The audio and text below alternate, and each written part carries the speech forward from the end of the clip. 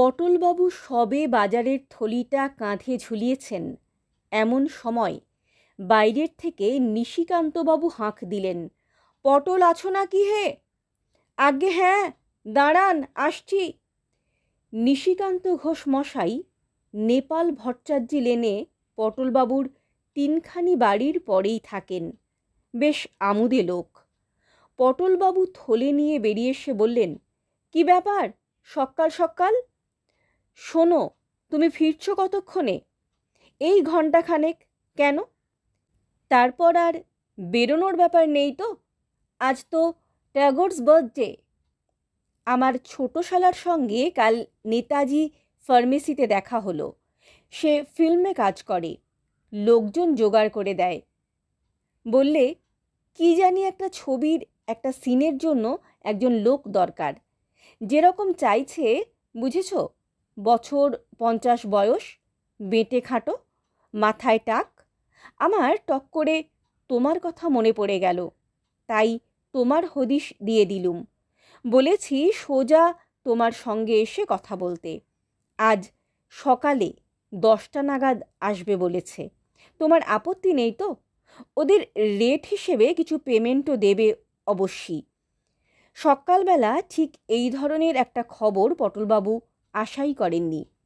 52 বছর বয়সে ফিল্মে অভিনয় করার প্রস্তাব আসতে পারে, এটা তাঁর মতো নগণ্য লোকের পক্ষে অনুমান করা কঠিন বই কি। এ যে একেবারে অভাবনীয় ব্যাপার। কি হে, হ্যাঁ কি না বলে ফেলো। তুমি তো অভিনয় করেছো এককালে, তাই না? হ্যাঁ, মানে না বলার আর কি আছে। সে আসুক, কথা টথা বলে দেখি। কি নাম বললেন আপনার শালার? নরেশ। নরেশ দত্ত। বছর 30 বয়স, লম্বা দোহারা চেহারা। 10টা 10:30 নাগাদ আসবে বলেছে। বাজার করতে গিয়ে আজ পটলবাবু গিন্নির ফরমাস গুলিয়ে ফেলে কালো জিরের বদলে ধানি লঙ্কা কিনে ফেললেন। আর সৈন্ধব নুনের কথাটা তো বেমালুম ভুলেই গেলেন। এতে অবশ্যই আশ্চর্য হবার কিছুই নেই। এককালে পটলবাবুর রীতিমতো অভিনয়ের শখ ছিল। শুধু শখ কেন, নেশাই বলা চলে। যাত্রায়, শখের থিয়েটারে, পুজো পার্বণে, পাড়ার ক্লাবের অনুষ্ঠানে তাঁর বাঁধা কাজ ছিল অভিনয় করা। হ্যান্ডবিলে কতবার নাম উঠেছে পটলবাবুর।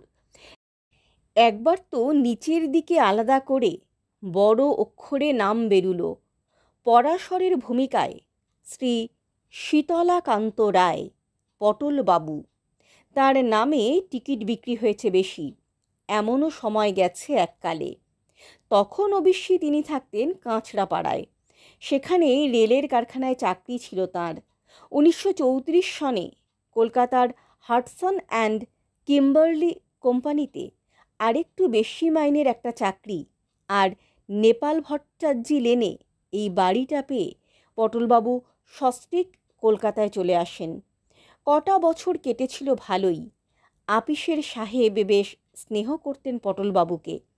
43 সনে পটলবাবু সবে একটা পাড়ায় থিয়েটারের দল গর্ব করছেন, এমন সময় যুদ্ধের ফলে আপিসে হলো ছাঁটাই। আর পটলবাবুর 9 বছরের সাধের চাকরিটি কর্পূরের মতো উবে গেল। সেই থেকে আজ অবধি বাকি জীবনটা রোজগারের ধান্দায় কেটে গেছে পটলবাবুর। গোড়ায় একটা মণিহারি দোকান দিয়েছিলেন, সেটা বছর 5 চলে উঠে যায়।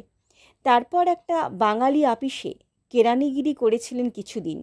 কিন্তু বড় কর্তা বাঙালি সাহেব মিস্টার মিটারের ঔদ্ধত্য আর অকারণ চোখ রাঙানি সহ্য করতে না পারায় নিজেই ছেড়ে দেন সে চাকরি। তারপর এই 10টা বছর ইন্স্যুরেন্সের দালালি থেকে শুরু করে কি না করেছেন পটলবাবু। কিন্তু যে অভাব, যে টানাটানি, সে আর দূর হয়নি কিছুতেই। সম্প্রতি তিনি একখানি লোহা লক্করের দোকানে ঘোরাঘুরি করছেন।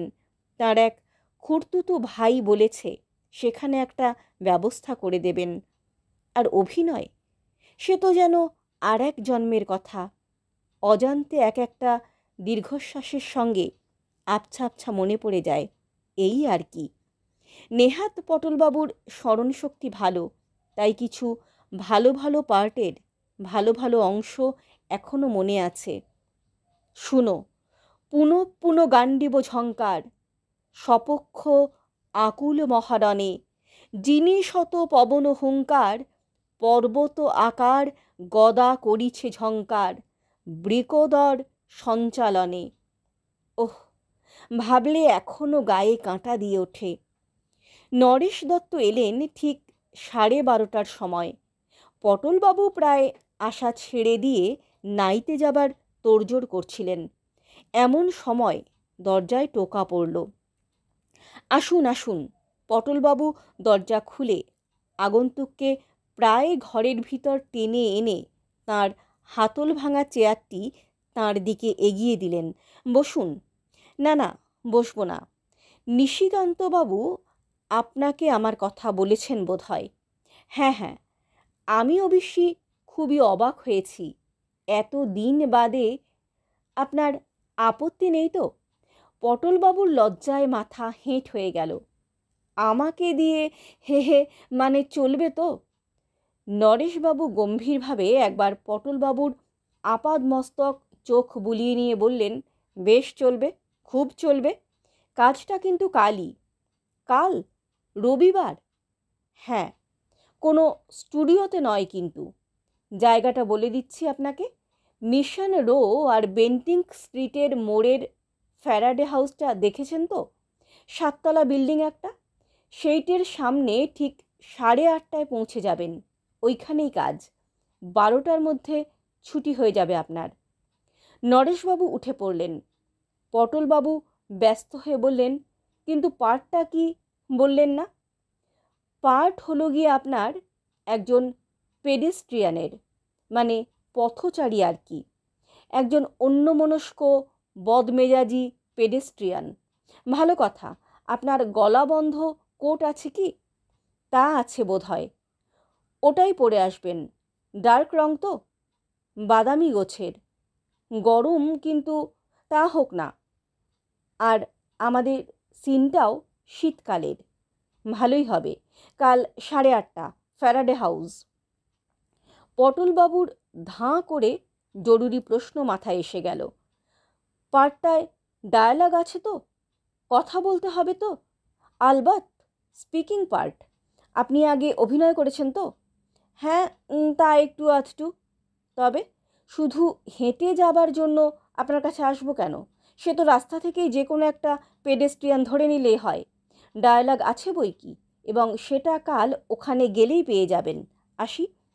নরেশ দত্ত চলে যাবার পর পটলবাবু তাঁর গিন্নির কাছে গিয়ে ব্যাপারটা খুলে বললেন। যা বুঝছি, বুঝলে গিন্নি, এ পার্টটা হয়তো তেমন একটা বড় কিছু নয়। অর্থপ্রাপ্তি অবশ্যই আছে সামান্য, কিন্তু সেটাও বড় কথা নয়। আসল কথা হচ্ছে, থিয়েটারে আমার প্রথম পার্ট কি ছিল মনে আছে তো? মৃত সৈনিকের পার্ট। স্রেফ হাঁ করে চোখ বুজে হাত পা ছড়িয়ে পড়ে থাকা। আর তার থেকেই আস্তে আস্তে কোথায় উঠেছিলাম মনে আছে তো? ওয়ার্স সাহেবের হ্যান্ডশেক মনে আছে? আর আমাদের মিউনিসিপ্যালিটির চেয়ারম্যান চারু বিশ্বাসের দেওয়া সেই মেডেল? এই তো সবে সিঁড়ির প্রথম ধাপ। কি বলো? মান, যশ, প্রতিপত্তি, খ্যাতি যদি বেঁচে থাকি ভবে, হেমর গৃহিণী, এ সবই লোভিব আমি। পটলবাবু 52 বছর বয়সে হঠাৎ তিড়িং করে একটা লাফ দিয়ে উঠলেন। গিন্নি বললেন, করো কি? কিচ্ছু ভেবো না গিন্নি। শিশির ভাদুড়ি 70 বছর বয়সে চাণক্যের পার্টে কি লাফখানা দিতেন মনে আছে? আজ যে পুনর্যৌবন লাভ করেছি। গাছে কাঁঠাল, গোঁফে তেল। সাধে কি তোমার কোনো দিন কিচ্ছু হয় না? হবে হবে, সব হবে।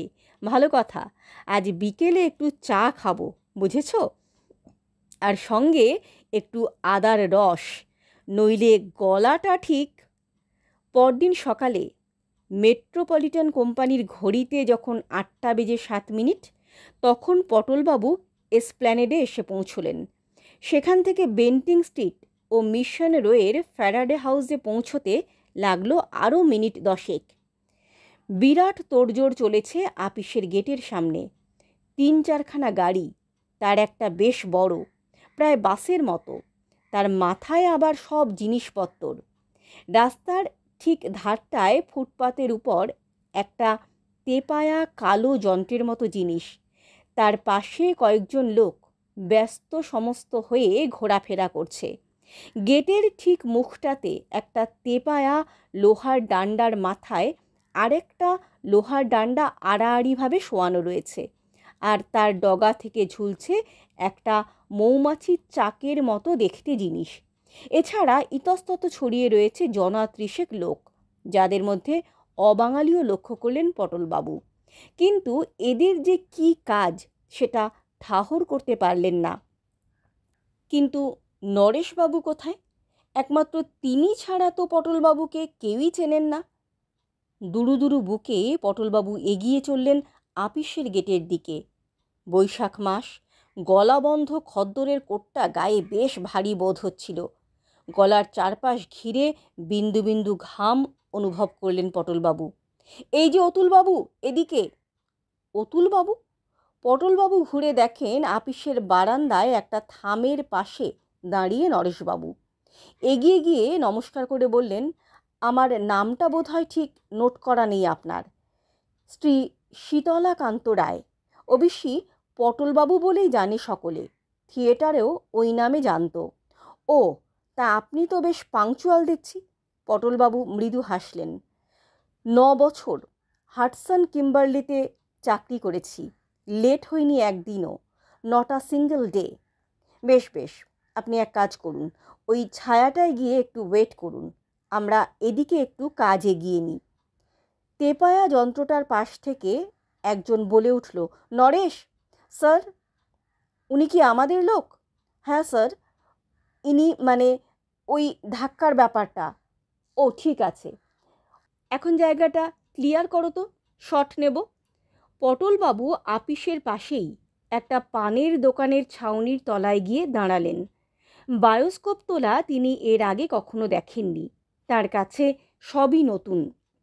থিয়েটারের সঙ্গে কোনো মিলই তো নেই। আর কি পরিশ্রম করে লোকগুলো! ওই ভারী যন্ত্রটাকে পিঠে করে নিয়ে এখান থেকে ওখানে রাখছে একটি 21-22 বছরের ছোকরা। 20-25-এর ওজন তো হবেই যন্ত্রটার। কিন্তু তার ডায়ালগ কই? আর তো সময় নেই বেশি।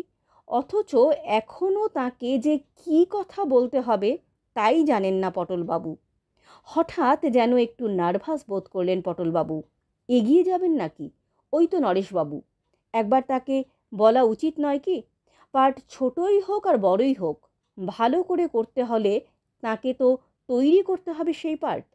না হলে এতগুলো লোকের সামনে তাকে যদি কথা গুলিয়ে ফেলে অপদস্থ হতে হয়। আজ প্রায় 20 বছর অভিনয় করা হয়নি যে। পটলবাবু এগিয়ে যেতে গিয়ে একটা চিৎকার শুনে থমকে গেলেন, সাইলেন্স। তারপর নরেশবাবুর গলা পাওয়া গেল, এবার শট নেওয়া হবে। আপনারা দয়া করে একটু চুপ করুন, কথাবার্তা বলবেন না, জায়গা ছেড়ে নড়বেন না, ক্যামেরার দিকে এগিয়ে আসবেন না। তারপর আবার সেই প্রথম গলার চিৎকার এলো, সাইলেন্স, টেকিং। এবার পটলবাবু লোকটিকে দেখতে পেলেন। মাঝারি গোছের মোটাসোটা ভদ্রলোকটি তেপায়া যন্ত্রটার পাশেই দাঁড়িয়ে আছেন। গলার একটা চেন থেকে দূরবীনের মতো একটা জিনিস ঝুলছে। ইনি কি পরিচালক নাকি? কি আশ্চর্য, পরিচালকের নামটাও যে তার জেনে নেওয়া হয়নি। এবারে পরপর আরও কতগুলো চিৎকার পটলবাবুর কানে এলো, start sound, running, action. Action কথাটার সঙ্গে সঙ্গেই পটলবাবু দেখলেন চৌমাথার কাছ থেকে একটা গাড়ি এসে আপিসের সামনে থামল, আর তার থেকে একটি মুখে গোলাপি রং মাখা স্যুট পরা যুবক দরজা খুলে প্রায় হুমড়ি খেয়ে নেমে হনহনিয়ে আপিসের গেট পর্যন্ত গিয়ে থেমে গেল। পরক্ষণেই পটলবাবু চিৎকার শুনলেন, কাট! আর অমনি সাইলেন্স ভেঙে দিয়ে জনতার গুঞ্জন শুরু হয়ে গেল। পটলবাবুর পাশেই এক ভদ্রলোক তাঁর দিকে ঝুঁকে পড়ে জিজ্ঞেস করলেন, ছোকরাটিকে চিনলেন তো? পটলবাবু বললেন, কই, না তো। ভদ্রলোক বললেন, চঞ্চল কুমার।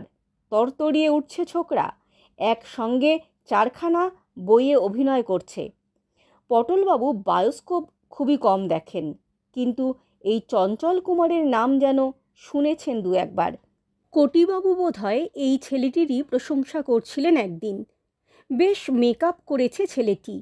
ওই বিলিতি স্যুটের বদলে ধুতি চাদর পরিয়ে ময়ূরের পিঠে চড়িয়ে দিলেই একেবারে কার্তিক ঠাকুর। কাঁচড়াপাড়ার মনতোষ ওরফে চিনুর চেহারা কতকটা ওই রকমই ছিল বটে। বেড়ে ফিমেল পার্ট করত চিনু। পটলবাবু এবার পাশের ভদ্রলোকটির দিকে ঝুঁকে পড়ে ফিসফিস করে বললেন, আর পরিচালকটির নাম কি মশাই? ভদ্রলোক অবাক হয়ে বললেন, সে কি, আপনি তাও জানেন না? উনি যে বরেন মল্লিক, 3খানা ছবি পর পর হিট করেছে। যাক, কতগুলো দরকারি জিনিস জানা হয়ে গেল। নইলে গিন্নি যদি জিজ্ঞেস করতেন কার ছবিতে কার সঙ্গে অভিনয় করে এলে, তাহলে মুশকিলেই পড়তেন পটলবাবু। নরেশ এক ভাঁড় চা নিয়ে পটলবাবুর দিকে এগিয়ে এলো। আসুন স্যার, গলাটা একটু ভিজিয়ে আলগা করে নিন, আপনার ডাক পড়ল বলে। পটলবাবু এবার আসল কথাটা না বলে পারলেন না। আমার ডায়ালগটা যদি এই বেলা দিতেন তো। ডায়ালগ? আসুন আমার সঙ্গে। নরেশ তেপায়া যন্ত্রটার দিকে এগিয়ে গেল, পিছনে পটলবাবু। এই শশাঙ্ক। একটি হাফ শার্ট পরা ছোকরা এগিয়ে এলো নরেশের দিকে। নরেশ তাকে বলল, এই ভদ্রলোক ওর ডায়ালগ চাইছেন, একটা কাগজে লিখে দে তো সেই ধাক্কার ব্যাপারটা। শশাঙ্ক পটলবাবুর দিকে এগিয়ে এলো। আসুন দাদু। এই জ্যোতি, তোর কলমটা একটু দে তো, দাদুকে ডায়ালগটা দিয়ে দি। জ্যোতি ছেলেটি তার পকেট থেকে একটি লাল কলম বার করে শশাঙ্কের দিকে এগিয়ে দিল। শশাঙ্ক তার হাতের খাতা থেকে একটা সাদা পাতা ছিঁড়ে কলম দিয়ে তাতে কি জানি লিখে কাগজটা পটলবাবুকে দিল। পটলবাবু কাগজটার দিকে চেয়ে দেখলেন তাতে লেখা রয়েছে আহ। আহ! পটলবাবুর মাথাটা কেমন ঝিমঝিম করে উঠল। কোটটা খুলে ফেলতে পারলে ভালো হয়, গরম হঠাৎ অসহ্য হয়ে উঠেছে। শশাঙ্ক বলল, দাদু যে গুম মেরে গেলেন, কঠিন মনে হচ্ছে? এরা কি তাহলে ঠাট্টা করছে? সমস্ত ব্যাপারটাই কি একটা বিরাট পরিহাস? তাঁর মতো নিরীহ নির্বিবাদী মানুষকে ডেকে এনে এত বড় শহরের এত বড় রাস্তার মাঝখানে ফেলে রং তামাশা? এত নিষ্ঠুরও কি মানুষ হতে পারে? পটলবাবু শুকনো গলায় বললেন, ব্যাপারটা ঠিক বুঝতে পারছি না। কেন বলুন তো? শুধু আহ, আর কোনো কথা নেই? শশাঙ্ক চোখ কপালে তুলে বলল, বলেন কি দাদু, ও কি কম হলো নাকি?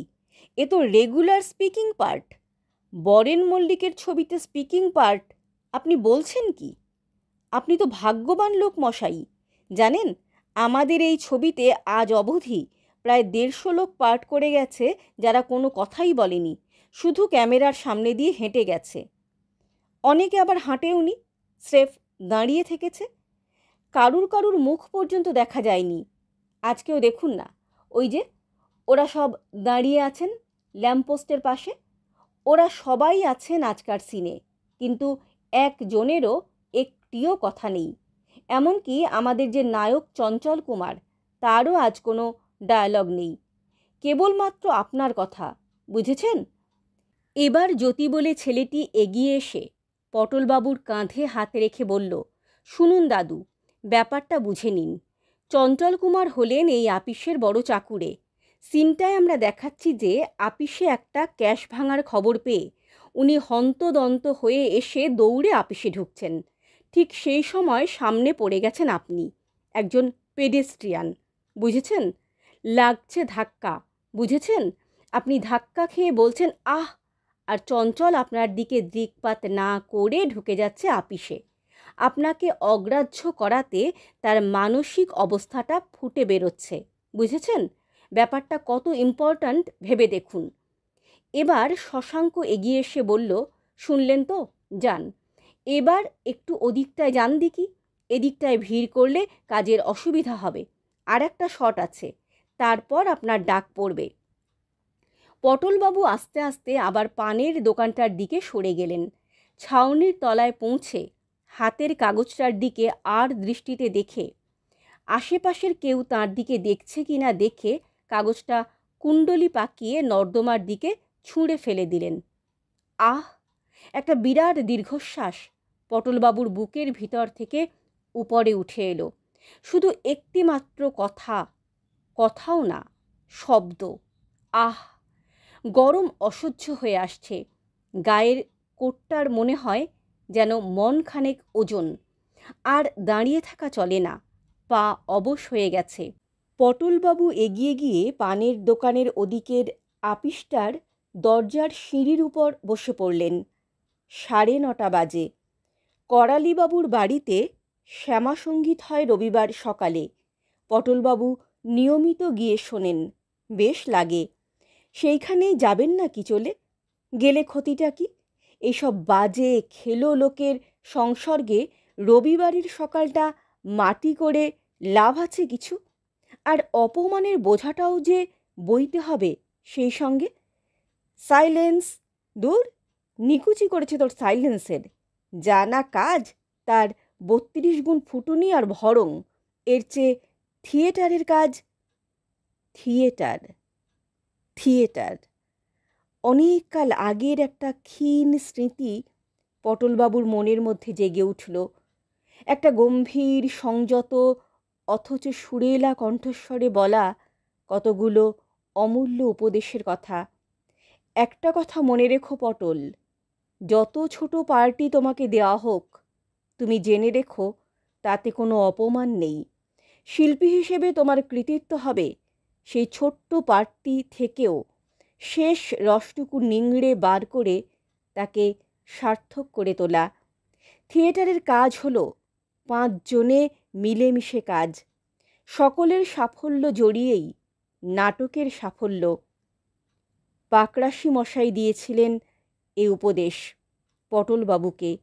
গগন পাকরাশি। পটলবাবুর নাট্যগুরু ছিলেন তিনি। আশ্চর্য অভিনেতা ছিলেন গগন পাকরাশি। অথচ দম্ভের লেশ মাত্র ছিল না তাঁর মনে। ঋষিতুল্য মানুষ আর শিল্পীর সেরা শিল্পী।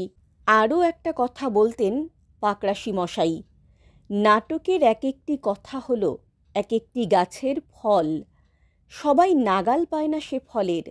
যারা পায় তারাও হয়তো তার খোসা ছাড়াতে জানে না। কাজটা আসলে হলো তোমার, অভিনেতার।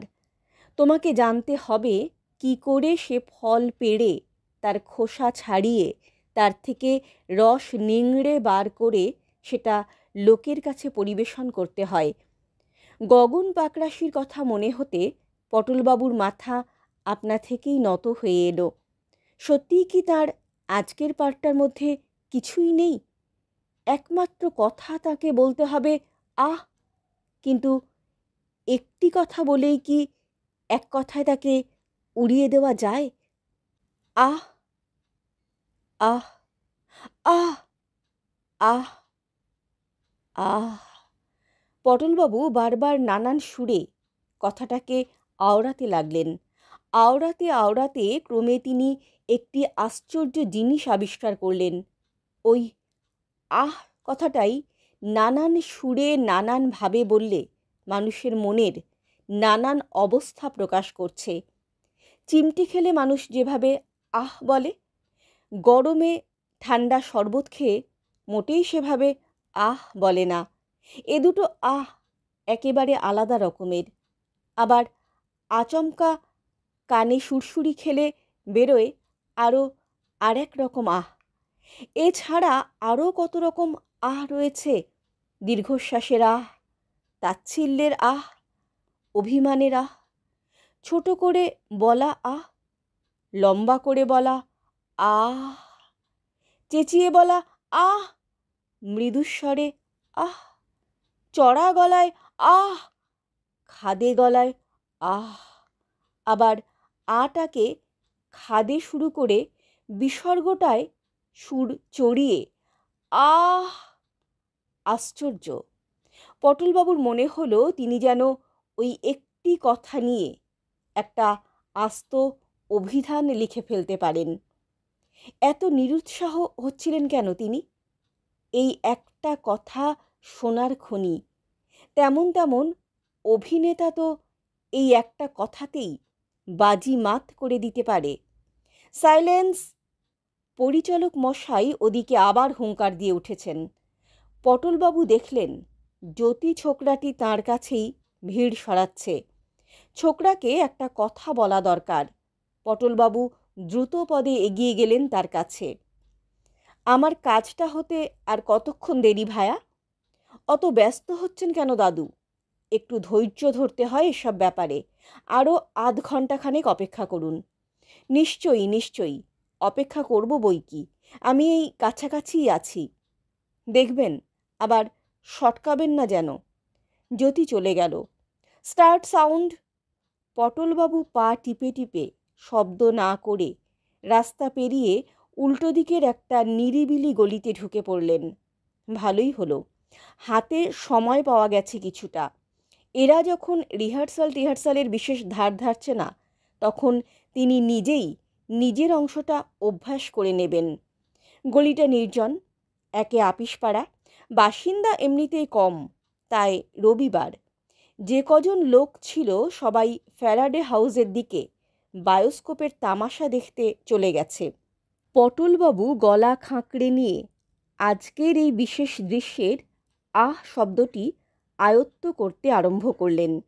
আর সেই সঙ্গে আচমকা ধাক্কা খেলে মুখটা কীরকম বিকৃত হতে পারে, হাত দুটো কতখানি বেঁকে কীরকমভাবে চিতিয়ে উঠতে পারে, আঙুলগুলো কতখানি ফাঁক হতে পারে, আর পায়ের অবস্থা কীরকম হতে পারে, এই সবই একটা কাচের জানলায় নিজের ছায়া দেখে ঠিক করে নিতে লাগলেন। ঠিক আধ ঘণ্টা পরেই পটলবাবুর ডাক পড়ল। এখন আর তাঁর মনে কোনো নিরুৎসাহের ভাব নেই। উদ্বেগও কেটে গেছে তাঁর মন থেকে। রয়েছে কেবল একটা চাপা উত্তেজনা ও রোমাঞ্চ। 25 বছর আগে স্টেজে অভিনয় করার সময় একটা বড় দৃশ্যে নামবার আগে যে ভাবটা তিনি অনুভব করতেন, সেই ভাব। পরিচালক বরেন মল্লিক পটলবাবুকে কাছে ডেকে বললেন, আপনি ব্যাপারটা বুঝে নিয়েছেন তো? আজ্ঞে হ্যাঁ। বেশ, আমি প্রথম বলবো স্টার্ট সাউন্ড। তার উত্তরে ভেতর থেকে সাউন্ড রেকর্ডিস্ট বলবে রানিং। বলা মাত্র ক্যামেরা চলতে আরম্ভ করবে। তারপর আমি বলবো অ্যাকশন। বললেই আপনি ওই থামের কাছটা থেকে এইদিকে হেঁটে আসতে শুরু করবেন। আর নায়ক এই গাড়ির দরজা থেকে যাবে ওই আপিসের গেটের দিকে। আন্দাজ করে নেবেন যাতে ফুটপাতের এই রকম জায়গাটায় কলিশনটা হয়। নায়ক আপনাকে অগ্রাহ্য করে ঢুকে যাবে আপিসে, আর আপনি বিরক্ত হয়ে আহ বলে আবার হাঁটতে শুরু করবেন। কেমন? পটলবাবু বললেন, একটা রিহার্সাল? না না, বরেনবাবু বাধা দিলেন। মেঘ করে আসছে মশাই, রিহার্সালের টাইম নেই। রোদ থাকতে থাকতে নেওয়া দরকার শটটা। কেবল একটা কথা?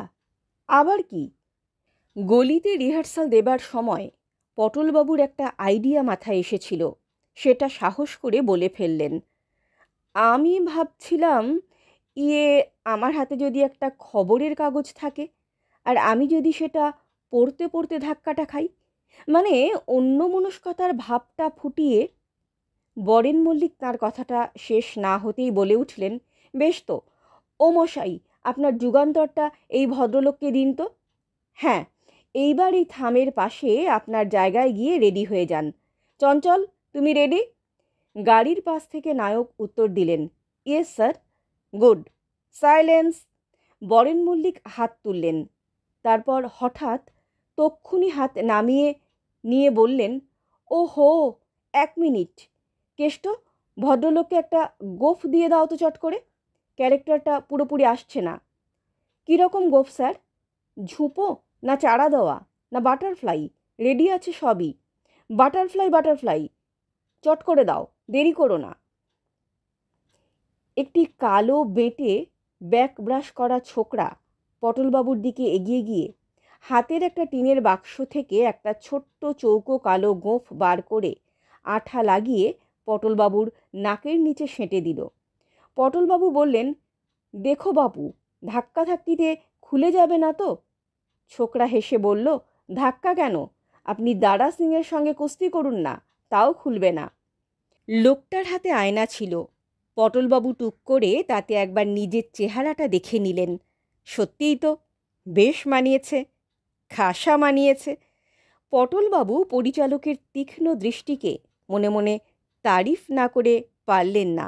Silence, silence! পটলবাবুর গোঁফ পরা দেখে দর্শকদের মধ্যে থেকে একটা গুঞ্জন শুরু হয়েছিল। বরেন মল্লিকের হুঙ্কারে সেটা থেমে গেল। পটলবাবু লক্ষ্য করলেন সমবেত জনতার বেশিরভাগ লোকই তাঁরই দিকে চেয়ে আছে। Start sound! পটলবাবু গলাটা খাঁকড়িয়ে নিলেন। 1, 2, 3, 4, 5। 5 পা আন্দাজ হাঁটলে পরে পটলবাবু ধাক্কার জায়গায় পৌঁছবেন, আর চঞ্চল কুমারের হাঁটতে হবে বোধহয় 4 পা। সুতরাং দুজনে যদি একসঙ্গে রওনা হন তাহলে পটলবাবুকে একটু বেশি জোরে হাঁটতে হবে, তা না হলে রানিং! পটলবাবু খবরের কাগজটা তুলে মুখের সামনে ধরলেন। 10 আনা বিরক্তির সঙ্গে 6 আনা বিস্ময় মিশিয়ে আটা বললে পরেই অ্যাকশন! জয় গুরু! খচ খচ খচ খচ খচ! ঠন! পটলবাবু হঠাৎ চোখে অন্ধকার দেখলেন। নায়কের মাথার সঙ্গে তার কপালের ঠোকাঠুকি লেগেছে। একটা তীব্র যন্ত্রণা তাকে এক মুহূর্তের জন্য জ্ঞানশূন্য করে দিয়েছে। কিন্তু পর মুহূর্তেই এক প্রচণ্ড শক্তি প্রয়োগ করে আশ্চর্যভাবে নিজেকে সামলে নিয়ে পটলবাবু 10 আনা বিরক্তির সঙ্গে 3 আনা বিস্ময় ও 3 আনা যন্ত্রণা মিশিয়ে আহ শব্দটা উচ্চারণ করে কাগজটা সামলে নিয়ে আবার চলতে আরম্ভ করলেন। কাট! ঠিক হলো কি? পটলবাবু গভীর উৎকণ্ঠার সঙ্গে বরেনবাবুর দিকে এগিয়ে গেলেন। বেড়ে হয়েছে, আপনি তো ভালো অভিনেতা মশাই। শুনেন, কালো কাজটা একবার চোখে লাগিয়ে দেখো তো মেঘের কি অবস্থা। শশাঙ্ক এসে বলল, দাদুর চোট লাগেনি তো? চঞ্চল কুমার মাথায় হাত বুলোতে বুলোতে এসে বললেন, ধন্যী মশাই আপনার টাইমিং, বাপের নাম ভুলিয়ে দিয়েছিলেন প্রায়। ওহ! নরেশ ভিড় ঠেলে এসে বলল, আপনি এই ছায়াটায় দাঁড়ান একটু, আর একটা শট নিয়েই আপনার ব্যাপারটা করে দিচ্ছি। পটলবাবু ভিড় ঠেলে ঘাম মুছতে মুছতে আবার পানের দোকানের ছায়াটায় এসে দাঁড়ালেন। মেঘে সূর্য ঢেকে গরমটা একটু কমেছে, কিন্তু পটলবাবু তাও কোটটা খুলে ফেললেন। আহ, কি আরাম! একটা গভীর আনন্দ ও আত্মতৃপ্তির ভাব ধীরে ধীরে তাঁর মনকে আচ্ছন্ন করে ফেলল। তাঁর আজকের কাজ সত্যিই ভালো হয়েছে। এতদিন অকেজো থেকেও তাঁর শিল্পী মন ভোঁতা হয়ে যায়নি। গগন পাকরাশি আজ তাকে দেখলে সত্যিই খুশি হতেন, কিন্তু এরা কি সেটা বুঝতে পেরেছে? পরিচালক বরেন মল্লিক কি তা বুঝেছেন? এই সামান্য কাজ নিখুঁতভাবে করার জন্য তাঁর যে আগ্রহ আর পরিশ্রম, তার কদর কি এরা করতে পারে? সে ক্ষমতা কি এদের আছে? এরা বোধহয় লোক ডেকে এনে কাজ করিয়ে টাকা দিয়েই খালাস। টাকা! কত টাকা? 5, 10, 25? টাকার তার অভাব ঠিকই, কিন্তু আজকের এই যে আনন্দ, তার কাছে 5টা টাকা আর কি? মিনিট 10 পরে নরেশ পানের দোকানের কাছে পটলবাবুর খোঁজ করতে গিয়ে ভদ্রলোককে আর পেল না। সে কি, টাকা না নিয়েই চলে গেল নাকি লোকটা? আচ্ছা ভোলা মন তো। বরেন মল্লিক হাঁক দিলেন, রোদ বেরিয়েছে, সাইলেন্স, সাইলেন্স! ওহে নরেশ, চলে এসো, ভিড় সামলাও।